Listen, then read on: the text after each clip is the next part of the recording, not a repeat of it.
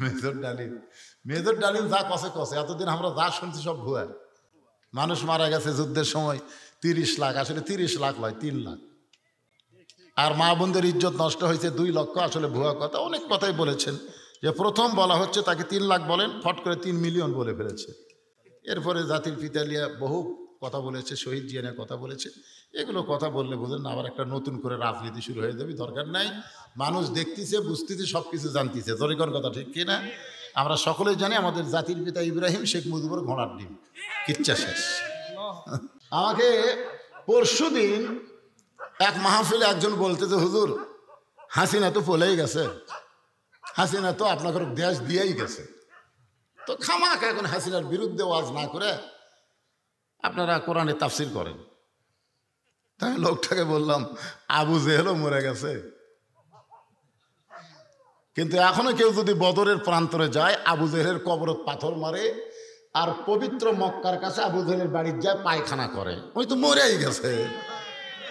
তো আবার পাথর মারে কে, আবার পায়খানা করে কে? মরে গেলে আবু জেহেল শেষ না, কিয়ামত পর্যন্ত আবু জেহেলের চর্চা চলাতে হবে। জোরে কোন কথা ঠিক কি না? কারণ নতুন করে আবু জেহেল যেন তৈরি না হয়। হাসিনা পলে গেছে থেকে হাসিনার ওয়াজ বন্ধ হবে না। নতুন করে আওয়ামী লীগের মতন কোন ফ্যাসিস্ট বাংলাদেশে যেন জন্ম না হয়। জোরে কোন কথা ঠিক কি না? কি মনে করতেছেন? কতগুলা তেল তেলা আছে, হুজুর তেল তালা। তুই কোন দলের তেল তালা? আমরা তো চিনি না। মাথায় টুপি, মুখে দাড়ি, পরনে জুব্বা নিয়ে নবীর হাঁটুর সাথে হাঁটু লাগায় বলতে, হুজুর এটা না গন্ডগোলের আয়াত, গন্ডগোলের আয়াত। আপনারা বলেন তো, যুদ্ধ মানে জেহাদ মানে কি গন্ডগোল? ভারত যদি আমাকে বাংলাদেশত আক্রমণ করবার চাইতে, ফাটাকেষ্ট মিঠুন চক্রবর্তী 3 দিন আগে ফেসবুকে স্ট্যাটাস দিচ্ছে যে বাংলাদেশ দখল করতে আমাকে 15 দিন লাগবে না। তো এখন একটা নায়ক হয়ে যদি আমাকে বাংলাদেশের ব্যাপারে কথা বলে 15 দিন লাগবে না, তো আমরা কি কমো? ওরে বাবারে কমো, আমরা কমাই। আয় হাতে 1.5 হাতা লাঠি আছে, আর 1 হাতে খুর আছে। দেশের মধ্যে ঢুকবো, লাঠি দিয়ে পাড়ে ফেলে দেবো, খুর দিয়ে কাটে পল্টে দেবো। দূরে কর কথা ঠিক না? মালওয়ানের বাচ্চারা আয়। কি মনে করতেছেন? দোয়া করবো নাকি? আল্লাহ আল্লাহ। দেখেন, অকুনু মা সাদিকিন আয়াতের তাফসীর মনোযোগ দিয়ে শোনেন। সঙ্গে সঙ্গে আল্লাহ তাআলা নবীর উপর আবার আয়াত নাজিল করলেন, আমিনান নাসি মান ইয়াকুলু আমান্না বিল্লাহি ওয়া বিল ইয়াউমিল আখিরি ওয়া মা হুম বিমুমিনিন। আয়াতের বাংলা অর্থ হলো, আল্লাহকে বিশ্বাস করবে, আখিরাতকে বিশ্বাস করবে, নামাজ পড়বে, রোজা করবে, হজ করবে, জিকির করবে, এরপরও তারা মুমিন নয়। আল্লাহ বলেছেন অহুয়া বিমুমিনিন, এরপরেও তারা মুমিন হতে পারবে না। মুসলমানের মধ্যে তারাই হলো মুনাফিক। জোরে গান, তারা কি? আরো জোরে বলেন। এই বাংলাদেশে আল্লাহর কোরআন দিয়ে বাংলাদেশ চলুক, এইটা যারা পছন্দ করে না, এরা যতই নামাজ পড়ুক, রোজা করুক, হজ করুক, যাকাত দেখ, এরা হলো মুনাফিক। জোরে কোন কি ফিক? মুনাফিক। মুসলমানের বাচ্চা হয়ে আল্লাহর কোরআন দিয়ে আমাদের বাংলাদেশ চলবে না, এই চিন্তা তোমার মাথার মধ্যে আসে কেমনে? তুমি চেষ্টা করো, তুমি চেষ্টা করো। রাসূল বলেছেন, মান সাআলাল্লাহু তাআলা আশ-শাহাদাতা বিসিদকিন বাল্লাগাহুল্লাহু মানাজিলাশ শুহাদা ওয়া ইম্মাতা আলা ফিরাশিহি। বাংলাদেশে আল্লাহর কোরআনের বিজয় হবে। এই কোরআনের পক্ষে যারা ইসলামে আন্দোলন করবে, মনে মনে যদি নিয়ত করে দরকার হলে বাতিলের বিরুদ্ধে লড়াই করে শাহাদাতের পিয়ালা পান করব, আল্লাহ রাসূল বলতেছেন ওয়া ইম্মাতা আলা ফিরাশিহি, সে যদি নিজের বিছানায় মৃত্যুবরণ করে, বাল্লাগাহুল্লাহু মানাজিলাশ শুহাদা, হাসরের ময়দানে আল্লাহ তাকে শহীদদের কাতারে দাঁড় করায়া দিবে। তাহলে চেষ্টা করার দরকার আছে না নাই? হ্যাঁ, আমরা চেষ্টা করব ইনশাআল্লাহ। আল্লাহ ডাক দিলেন, ইয়া আইয়ুহাল্লাযীনা আমানু, যারা আমাকে বিশ্বাস স্থাপন করেছো, আত্তাকুল্লাহ, তোমাদের মধ্যে যদি আল্লাহর ভয়টা সবসময় রাখতে চাও, আল্লাহর ভয় রাখতে গেলে মানুষের আইন দেওয়া হবে না, মানুষের তৈরি আইন দিয়ে আল্লাহর ভয় সবসময় থাকবে না, মাঝে মধ্যে থাকবে। কি কন? আসলে নামাজ পড়ছেন আপনি আল্লাহর ভয়ে, এবার জমির ধান দেখবার যায়, দেখতেছেন ওপর জমির পানি চলমল করতেছে, নিচে আমার জমির পানি নাই, তখন কিন্তু মানুষের ভয়, আল্লাহর ভয় আর নাই, তখন মানুষের ভয় কেউ নেই। মসজিদে করলো কার ভয়? কার ভয় নামাজ পড়ছে? কথা কন দেখেন, কার ভয় পড়ছে? তো বাইরে এসে চারিদিকে তাকায়া কেউ নাই, আস্তে করে বসে বিসমিল্লাহ কয়ে আল কাটছে, বিসমিল্লাহ কয়ে আল কাটে ওই পানিতে হাত ধোছে, দুই আবার দাঁড়ায় চারিদিকে তাকায় বলে আলহামদুলিল্লাহ, কেউ দেখেনি। আপনারা বলেন তো, কেউ দেখেনি, এটা কি আল্লাহর ভয়ে না মানুষের ভয়ে? কেউ দেখেনি। এই যতদিন বাংলাদেশে মানুষের আইন চলবে, ততদিন মানুষের ভয়টা এইরকমই হবে। মসজিদের মধ্যে ঢুকবে আল্লাহর ভয়ে, কিন্তু হাতের জুতা কিন্তু দরজার থুবি না, ওটাও আবার হাতত দিয়ে সামনে কাতারত যাবে। জোরে কোন কথা ঠিক কি না? জিজ্ঞাসা করা হচ্ছে কার ভয়ে? আল্লাহর ভয়ে। তো জুতা কেন? তখন বলছে যে হুজুর চোরের ভয়। আল্লাহর ভয় চোরের ভয় একই কলিজার মধ্যে যতদিন থাকবে, ততদিন আপনি মুসলমান বলে দাবি করতে পারবেন, কিন্তু মরার সময় মুসলমান হয়ে মরতে পারবেন না। মরার সময় মুসলমান হয়ে মরতে গেলে দুনিয়ার সমস্ত ভয় অন্তর থেকে বের করে শুধুমাত্র আল্লাহর ভয় কলিজার থাকা লাগবে। জোরে কোন কথা ঠিক কি না? এই কারণেই বলা হচ্ছে আত্তাকুল্লাহ, আল্লাহর ভয় কলিজার মধ্যে রাখতে গেলে। বর্তমানে যে আইন বাংলাদেশে চলতেছে, এ আইনের মধ্যে সন্দেহ আছে, ভুল আছে, ধোঁকা আছে। যে সংবিধান দিয়ে বাংলাদেশ চলতেছে, এই সংবিধানে ভুল আছে, সন্দেহ আছে, ধোঁকা আছে। কিন্তু যেই কোরআনের আপনারা ওয়াজ শুনতেছেন, এই কোরআনের মধ্যে কোনো সন্দেহ, ধোঁকা, ভুল, মাশাআল্লাহ। তাহলে দেশ স্বাধীন হওয়ার পর থেকে আমরা যা দিয়া চলতেছি, সবগুলোর মধ্যে কি আছে? ভুল আছে, সন্দেহ আছে, ধোঁকা আছে। কিন্তু যেইটার ওয়াজ আমরা আজকে শুনবার আইছি, এইটার মধ্যে ভুলও নাই, সন্দেহ নাই, ধোঁকাও নেই। এখন আপনারা বলেন যে আমরা কি আজকে খালি শুনবো? টানা টানা করছেন কেন? মানাও লাগবে, মানে সাহস করে বলেন না কেন? আপনি এই মানবো করে যদি আজকে ফজর আগে মরেন, আপনি জান্নাতে যাবেন। আর যখন টাইনে কবেন, 3 আলিফ টানে বলতেছেন মানাও লাগবে, তখন মরে গেলে ফেরেশতা কবে আল্লাহ কি করবো, ই তো টাইনিয়া করছে, আল্লাহটা টাইনিয়া জাহান্নামে দিয়া দা। বিশ্বাস নাই আপনাদের? বিশ্বাস নাই? আমরা আপনাদের দোয়ায় গোটা বাংলাদেশ ঘুরতেছি, গোটা বাংলাদেশ আপনাদের দোয়ায় ঘুরতেছি। আগামী তো অবস্থা খারাপ না, আগামীর অবস্থা খুবই ভালো ইনশাআল্লাহ। বুঝতেছেন ভাই? কারণ ভাগ্য গুণে আমরা কে ইউনুস পাইছি রে। আমার ভাই কয় দোয়া ইউনুস, ইউনুস নবীরে খাইল মাছেতে গিলিয়া, ফেরেশতা পাঠাইলেন আল্লাহ ইসমে আজম দিয়া, দমে দমে সে হরদম পড়ে সে ইসমে আজম, মাছেরই উদর হইতে বাঁচাইলা প্রাণ। সবাই বলেন আল্লাহু আল্লাহু, তুমি জানলে জালালুহু, শেষ করা তো যায় না গে তোমার গুণগান। আমাদের বাংলাদেশের মতন 96 দেশের খলিফা হযরত ওমর আত্তাকুল্লাহ, আল্লাহর ভয়কে নিজের চোখে দেখার জন্যে ছদ্মবেশে মদিনার অলি গলি ঘুরতেছেন। হঠাৎ হযরত ওমর দেখতে পায় 2 পাহাড়ের মাঝখানে একটা গিরিপথ। জোরে বলেন কি পথ? একটা গিরিপথ। যারা হজ করতে গেছেন, এখন আর বর্তমানে মক্কা মদিনায় গিরিপথ নাই, অনেক পাহাড়ের ভেতর দিয়ে এখন রাস্তা হয়ে গেছে। আগে ছিল 2 পাহাড়, 2 দিকে মাঝখানে একটা রাস্তা। এ রাস্তার নাম হলো গিরিপথ, ভয়ঙ্কর রাস্তা।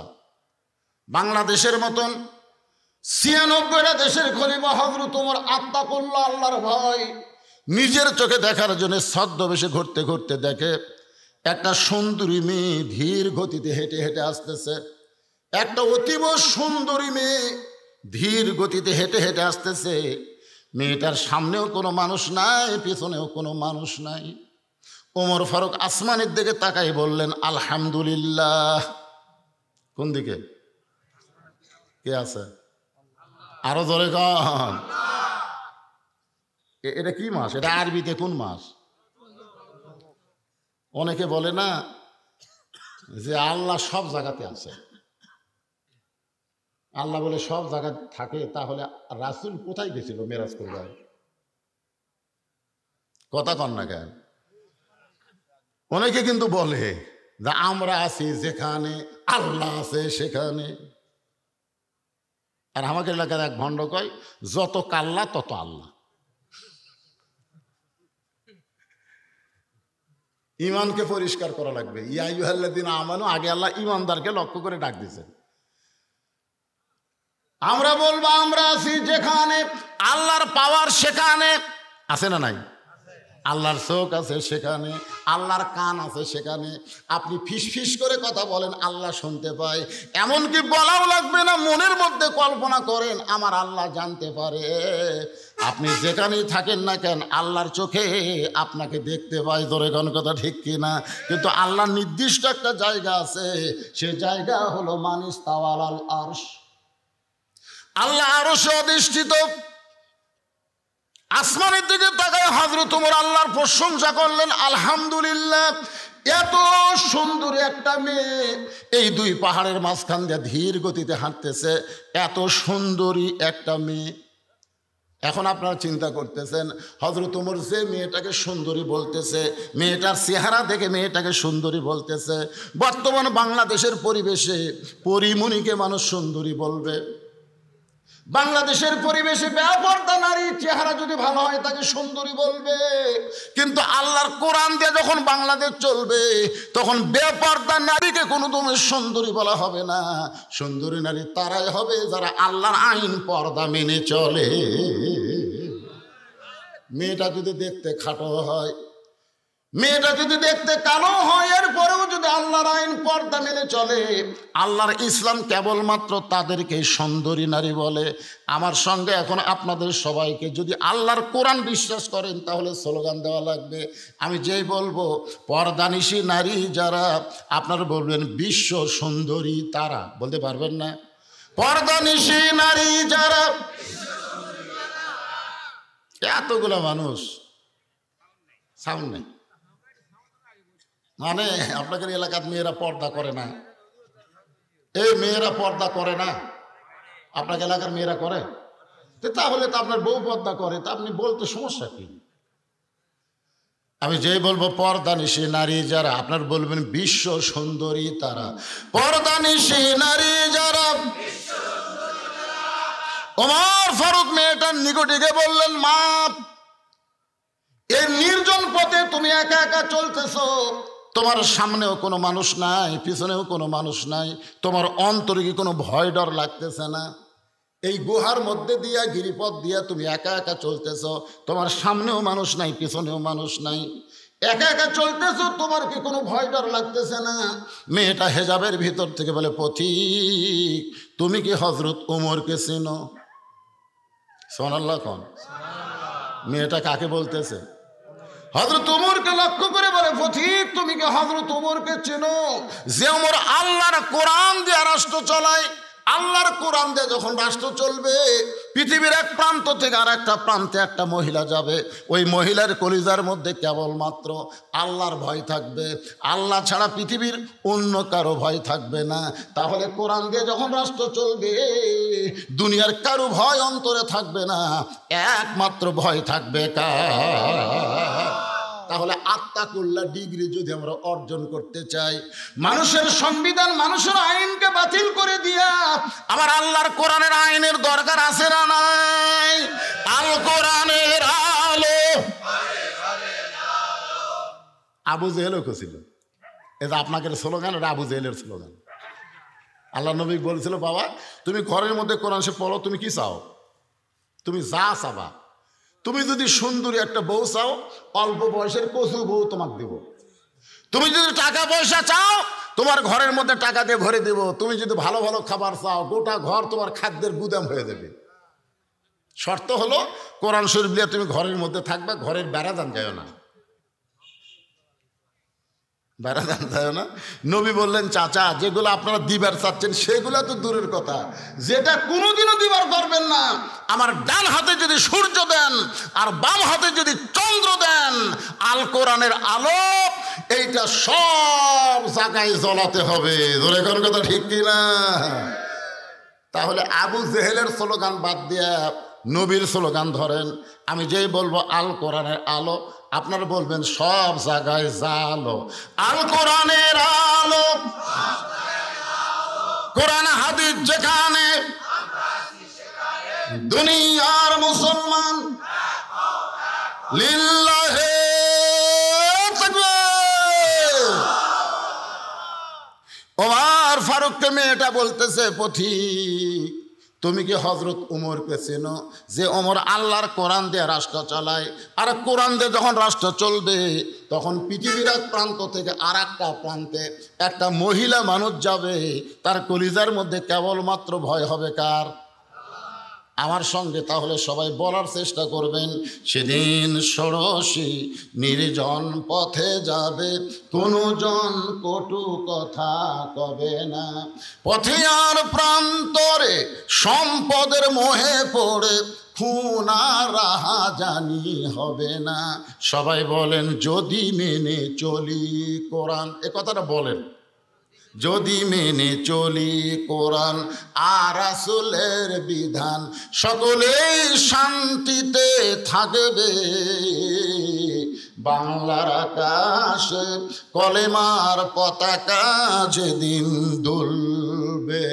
আল্লাহু আকবার। বাংলাদেশের আকাশে কলেমার পতাকা দুলুক, এটা কি আপনারা চান? কারা কারা চান? আল্লাহকে একটু হাত দেখান। আল্লাহ যারা হাত টান টান করে তুলতেছেন, আল্লাহ মরার আগে হাত দুলে লুলে করে দিও আল্লাহ, টান টান করে তোলেন, লিল্লাহি তাকবীর, হাত নামান। আরে চাইছেন, এরাই তো ফেরেশতারা ভিডিও করে আল্লাহ দেখাচ্ছে। দেখেন আল্লাহ, বাংলাদেশের জনগণ আপনার কোরআন অনুযায়ী চলবার চাই। আল্লাহ বলে নিয়ত করার সঙ্গে সঙ্গে আমি আল্লাহ ওদের প্রতি রাজি এবং খুশি হয়ে গেলাম। তো দুই হাত তুলে আল্লাহর দেখালেন, অসুবিধা কোন থেকে? বুঝতে পারতেছে না আওয়ামী লীগ, বিএনপি, জাতীয় পার্টি, এরা মনে করতেছে কোরআন দিয়ে যদি বাংলাদেশ চলে তাহলে হামাকে কি হবি রে? আরে পাগলা, কোরআন দিয়ে বাংলাদেশ চললে হিন্দুকেরও লাভ আছে। আমার এলাকার সবগুলা হিন্দু একদিন আমার মাদের সাথে এসে বলছি, তো হুজুর আমরা আপনার দল করব।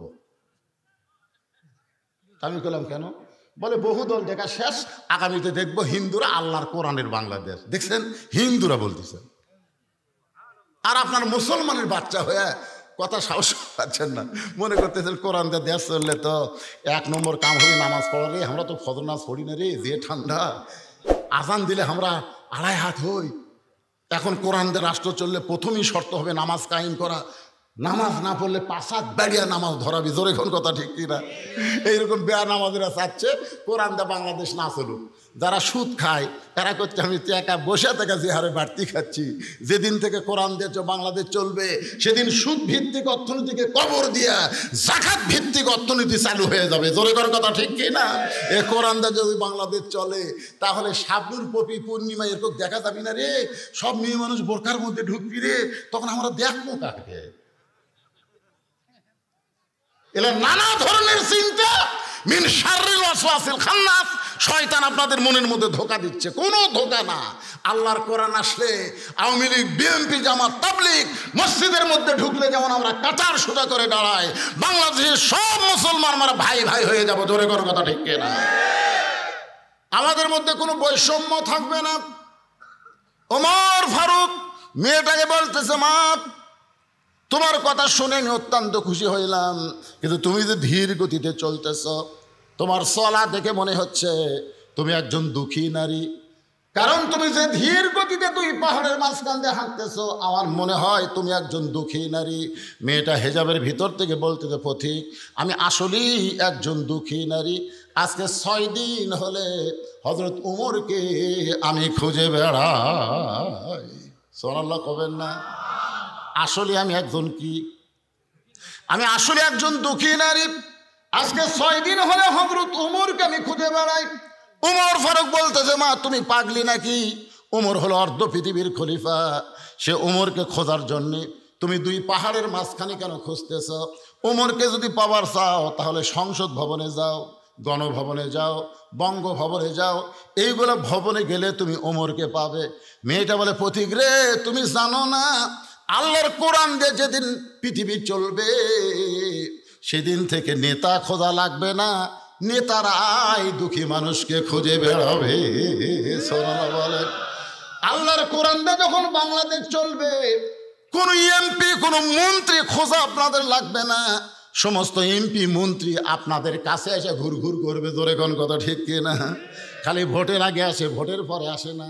গরিবের বন্ধু, সমাজসেবক, জনদরদি এমন সিটারি কথা কয়া ভোট নেয়। আর ভোট নেওয়ার পরে এমপি আর নন্দীগ্রাম নেয়, এমপি ঢাকার বাসায়। জোরে কোন ঠিক কিনা? মাঝে মধ্যে যদি নন্দীগ্রাম আসে কোনো ভোটার, গরিব মানুষ যদি এমপির কাছে যায়, গরিবের বন্ধু, সমাজসেবক, আমার এমপি রে, আমি গরিব ভোট দিছি রে, গরিবের বন্ধু। ওই নন্দীগ্রাম এমপির সাথে দেখা করবে গেছে, স্যামসের অত্যাচারে, স্যামসের অনেক স্যামসে এমপি রেস্টে আছে। ওরে বাবারে, ভোটের আগে কোনো কি আর ভোটের পরে শালা হলো কি রে? আল্লাহর কোরআন দিয়ে যখন বাংলাদেশ চলবে তখন নেতা খোঁজা লাগবে না, নেতারাই দুঃখী মানুষকে খুঁজে বেড়াবে। সুবহানাল্লাহ। এই কোরআন দিয়ে যখন বাংলাদেশ চলবে তখন কোনো গরিব মানুষ ধনীর বাড়ি যাওয়া লাগবে না, কোনো গরিব মানুষকে ধনীর বাড়ি যাওয়া লাগবে না। ধনীরাই গরিবের দরজায় দরজায় ঘুরবে। ধনী, তুমি যদি জান্নাতে যাবার চাও, ও ধনী ধনী, তুমি যদি জান্নাতে যাবার চাও 2.5 টাকা গরিবক বুঝে দাও।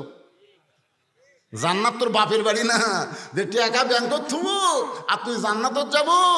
মরিয়া দেখ, কবরের মধ্যে 70টা সাপ হবে, এক একটা সাপের 5টা করে মাথা হবে। জোরে কোন কয়টা করে মাথা? এরকম 5 মাথা লিয়া টেকালার বুকের উপর যখন মারবি না, 40 গজ মাটির তলে যাবি, 40 গজ। তো কোরআন দিয়ে যখন রাষ্ট্র চলবে তখন ধনীরা গরিবের টাকা বুঝে দেওয়ার জন্যে গরিবের দরজায় দরজায় ঘুরবে, গরিবের দরজায় দরজায় ধনীরা ঘুরবে। গরিবরা কোনোদিন ধনীর বাড়িতে আসবে না, নেতার কাছে কোনোদিন যাওয়া লাগবে না, নেতারাই দুঃখী মানুষকে খুঁজে বেড়াবে।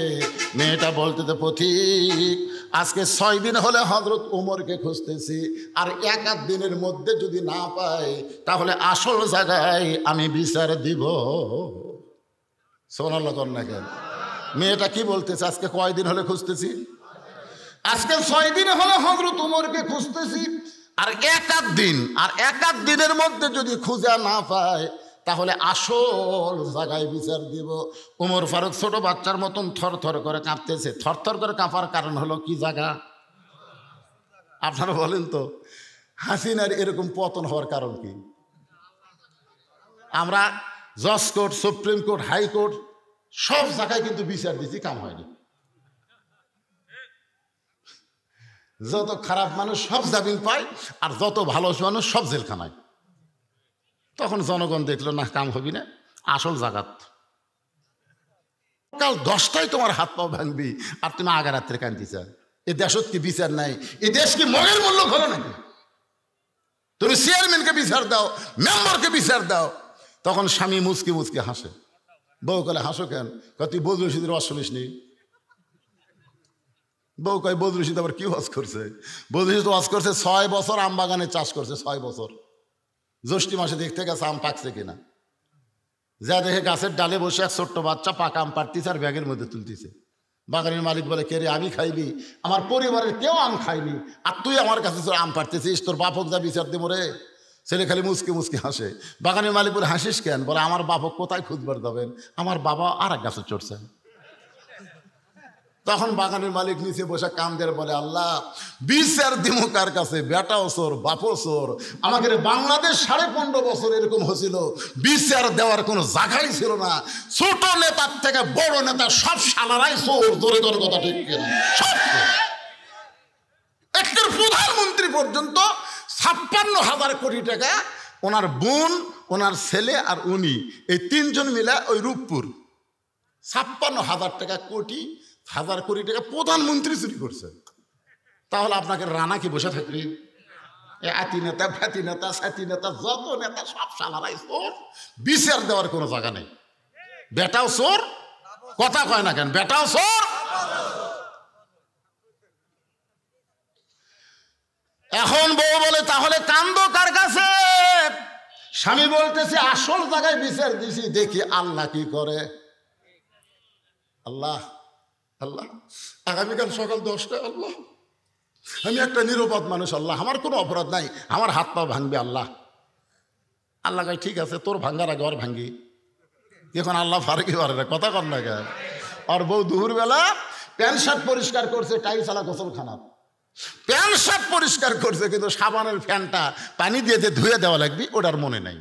যে মেয়ে মানুষ সবসময় স্টার জলসা দি বাংলা দেখে, এরা কিন্তু তরকারিও মাঝে মধ্যে পড়ে। জোরে কোন কথা ঠিক কিনা? হ্যাঁ, সবসময় ওই চিনতে। রাত্রে দেখা হয়নি, দিনত দেখবো, কখন আবার একই নাটক বারবার ফেরত দেয়। ই আবার কয় আপনি কেমনি জানেন? মৌলবীরা জানে না এমন করে কথা আছে কেন বাংলা? আরে আমার এলাকাতে আমি কি শহরত আসমানত থাকি না গ্রামত থাকি? লিজি দেখছি এক মানুষ, এই সব পুরো শেষ হলো রে, মানে পুরা গন্ধ বার হয়ে গেছে। ওই গ্যাসের চুলার উপরে তরকারি তুলে দিয়ে ওই নাটক দেখবার গেছে।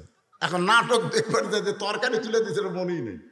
একে তরকারি পুড়িয়ে পাইলে পুড়ে, আপনি বলেন তো তরকারি আর পাল্লা পুড়লে কয় বাড়ি পর্যন্ত যায়? দৌড়ে এসে দেখে কে কি হলো? ও যে স্টার জলসা দেখবার যাইতো তামসারা। তা এখন প্যান্ট শার্ট পরিষ্কার করছে, সাবানের ফ্যানটা পরিষ্কার করেনি। এক সময় ওই ফ্যানটা শুকে টাইলসের ওপর লেলপা হয়ে আছে। লেলপা বোঝেন?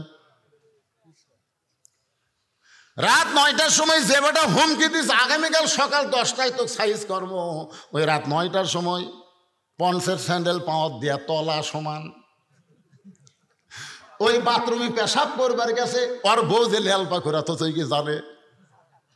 ওই পন্সের স্যান্ডেল পাওয়ার দেয় লেলপার উপর কেবল 2 পাও দিছে একবারে। আপনারা মনে করেন একবারে যদি 2 পাও যায়, কোনো ব্রেক ধরার বুদ্ধি আছে? ঠাস করে পড়েছে, ও মারে বাবারে কই চিল্লা উঠছে। বউ দৌড়ায় সে থেকে, স্বামী বেহুশে আছে, চোখে মুখে পানি দিয়েছে, চেতন পায় কয় আমার মাছ আ গেছে। মোবাইল করেছে শহীদ জিয়া মেডিকেল কলেজের অ্যাম্বুলেন্সে। অ্যাম্বুলেন্সে 11টার সময় প্যাঁপো প্যাঁপো করে গ্রামের মধ্যে ঢুকছে। স্বামী বলতেছে আমার গ্রামে কে অসুস্থ হলো, আমি একটু বাইরে যাই। বউ বলতেছে তোমার কি মনে নাই, তোমার হাত পাও ভাঙবি? সেটা তো সকাল 10টায় রে, এখন বাজে রাত 11টা। আমার গ্রামের কোন বাড়িতে অ্যাম্বুলেন্স আসতেছে একটু দেখা লাগবে না?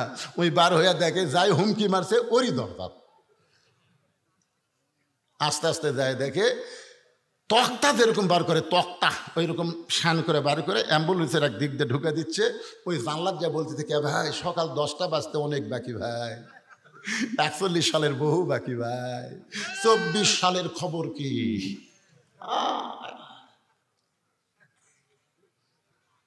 তাবারাকাল্লাযী বিয়াদিহিল মুলকু ওয়া হুয়া আলা কুল্লি শাইইন কাদির। গোটা পৃথিবীর রাজত্ব কর্তৃত্ব মালিকানা কার হাতে? সমস্ত ক্ষমতার মালিক কে? সকাল 10টায় তুমি মাজা ভাঙবার চাইছিলা, রাত 10টার সময় আল্লাহ তোমাকে সাইজ করিছে। 41 সাল পর্যন্ত তুমি থাকবা, 24 সালে আল্লাহ তোমাকে চোরের মতন পালাইয়া দিছে। ক্ষমতার মালিককে হুমকি ধমকি দিও না, হুমকি ধমকি। আল্লাহর বান্দার একটু মনোযোগ দিয়ে শুনবেন। মেয়েটা বলতেছে 6 দিন হলে হযরত ওমরকে খুঁজতেছি, আর 1 দিনের মধ্যে যদি ওমরকে না পাই তাহলে আমি আসল জায়গায় বিচার দিব। সঙ্গে সঙ্গে হযরত ওমর ছোট বাচ্চার মতন কান্দের বলে, মা তুমি যেই উমরকে খুঁজতেছ আমি হইলাম সেই উমর। তুমি যেই উমরকে খুঁজতেছ আমি হলাম সেই উমর। মেয়েটা হেজাবের ভিতর থেকে ফোঁপায় ফোঁপায় কান্দের বলে, আমিরুল মুমিনিন, আপনি যদি সেই উমর হন তাহলে চোরের মতন একা একা কেন ঘুরতেছেন? আপনার কি কোনো চান্স নাই? বাংলাদেশের মতন 96টা দেশের খলিফা, জোরে কোন কয়টা? একা একা চোরের মতন ঘুরতেছেন, আপনার কি কোনো চামচা নাই? ওমর ফারুক চোখের পানি বের করে বলে, মা চামচা পালার পশা পাবো কোথায়? আপনার দেখবেন যে নেতার পিছনে যত চামচা থাকে ওই নেতা দেশের সম্পদ তত মারে, কারণ দেশের সম্পদ না মারলে চামচা পালা যাবে না। চামচা পালবার গেলে তাদেরকে হুন্ডার তেলের টাকা, নাস্তার টাকা দেওয়া লাগবে। এগুলোর টাকা কিন্তু গরিবের হক মারা দেওয়া ধরে, কোন কথা ঠিক না? লেখা আছে কাটে 10 কেজি, এখন বালতিত করে মেপে দেয়। ডাঁড়ি পল্লা নাই তো, ডাঁড়ি পল্লা বাতিল করে দিয়েছে সংসদ ইয়ার থেকে, হাইকোর্ট থেকে ডাঁড়ি পল্লা বাতিল। ডাঁড়ি পল্লা কি এখন বালতির দাগ দিছে, ওই দাগ পর্যন্ত চাউল দেয়, মাপা হয় 8 সের। কে রে, লেখা আছে 10 কেজি, হলো 8 সের। সাহস করে একটু চেয়ারম্যানের কাছে যায়, একটু লোক মা দিছে, চেয়ারম্যান সাহেব কার্ডে লেখা আছে 10 কেজি আর আপনি দিলেন 8 সের। তখন চেয়ারম্যান চৌকিদারকে বলছে, নাম কাটে দে, নাম কাটে দে। জোর হাত করে বলতেছে, যা দিচ্ছেন দেন, আর জীবনেও লোক মা দেবো না। চেয়ারম্যান কয়, পাগলা, তো 2 কেজি না মানলে আমি চামচা পালমো কি দিয়ে রে? তাহলে চামচা পালবার গেলে যে টাকা লাগে সেই টাকা হযরত ওমরের নাই, জোরে কার আছে? ওমর ফারুক বললেন, মা কি দুঃখ তোমার মনে, যেই দুঃখ নিয়ে আজকে 6 দিন হলে তুমি আমাকে খুঁজতেছ, তোমার দুঃখের কথাটাকে একটু বলা যায় না? এবার শোনেন, ইয়া আইয়ুহাল্লাযীনা আমানু ইন্নাল্লাযীনা ক্বালু রাব্বুনাল্লাহু সুম্মা ইসতাকামু তাতানাজ্জালু আলাইহিমুল মালাইকা আল্লা তাখাফু ওয়া লা তাহজানু ওয়া আবশিরু বিল জান্নাতিল্লাতী কুনতুম তুআদুন। ইয়া আইয়ুহাল্লাযীনা আমানুত্তাকুল্লাহা ওয়া কুনু মা'আস সাদিকিন। মেয়েটা বলতেছে, ইয়া আমিরুল মুমিনিন, আমার জীবনের সবচাইতে বড় দুঃখ হলো আমি 6 বছর বয়সে ঈমান গ্রহণ করেছি। শুধু ঈমান গ্রহণ করার অপরাধে, শুধু ঈমান গ্রহণ করার অপরাধে আমাকে জালেম সরকার, ধরে কোন কি সরকার? জালেম সরকার 12 বছর জেলখানায় বন্দি করে রাখছে। আমার জীবনে কোনো অপরাধ নাই, একটাই মাত্র অপরাধ, শুধু ঈমান গ্রহণ করার অপরাধ। ঈমানের কলেমা পড়া কোনো সমস্যা না, ঈমানের কলেমা গ্রহণ করাই হলো অপরাধ। আমাদের বাংলাদেশে যারা ঈমানের কলেমা পড়েছে তাদেরকে পুলিশ কোনোদিন খুঁজবে না, কিন্তু যারা ঈমান গ্রহণ করে, ঈমান অনুযায়ী যারা কোরআনের আইন চায়, তাদেরকেই কিন্তু 15.5 বছর বাড়ি থাকতে দেয় নাই। জোরে কোন কথা ঠিক কিনা?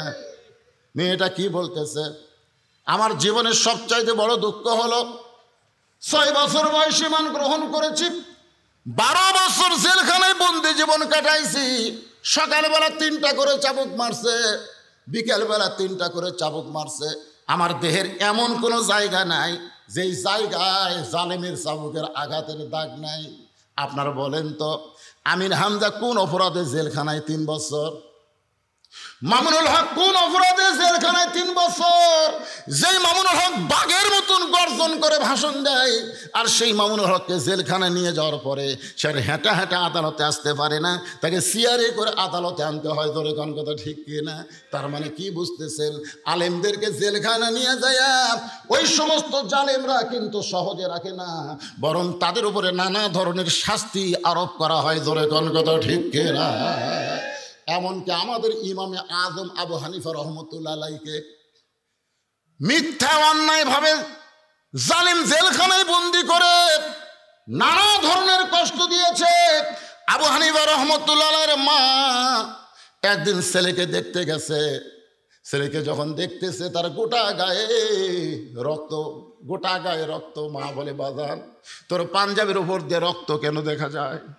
আবু হানিফা রহমতুল্লাহ আলাইহি নোমান বিন সাবিত কান্দে বলে, মা অন্যায়কে গ্রহণ না করে হকের পক্ষে থাকার কারণে দৈনিক 21টা করে চাবুক জালেম আমার দেহে মারে। আমরা যেই মাযহাবকে মানি, চিন্তা করেন, আমাদের মাযহাবের ইমাম বাতিলের সঙ্গে আপোষ না করে দৈনিক যদি 21টা করে চাবুক খায়, শেষে তাকে বিষ পান করে যদি হত্যা করা হয়, আর আমরা সেই মাযহাব মানব আর অন্যায়ের সঙ্গে আপোষ করব, হকের পক্ষে থাকবো না। এই মাযহাব মানা দিয়ে আপনি কিন্তু জান্নাতে যাবার পারবেন না। ইমামকে অনুসরণ করা লাগবে। ধরে কোন কথা ঠিক কি না? আপনি যদি ইমামকে অনুসরণ করেন, একটি দায়িত্ব বেহাদাল ইমাম, আপনি অনুসরণ করলেন কিন্তু ইমামের আগে রুকুত গেলেন, ইমামের আগে ছেদায় গেলেন, তাহলে ইমামকে অনুসরণ করবেন, আবু হানিফার মাযহাব মানবেন, কিন্তু তার মতন বাতিলের সঙ্গে জিহাদ করবেন না। তাহলে তো আপনার হলো না। কথা কন না কেন? বারে মন খারাপ করতেছেন আপনারা? একটু মনোযোগ দিয়ে শুনবেন। যে কোনো সময় আমাদের মৃত্যু হবে, যে কোনো সময়। আজকের মাহফিলটা মনে করেন আমার জীবনের শেষ মাহফিল।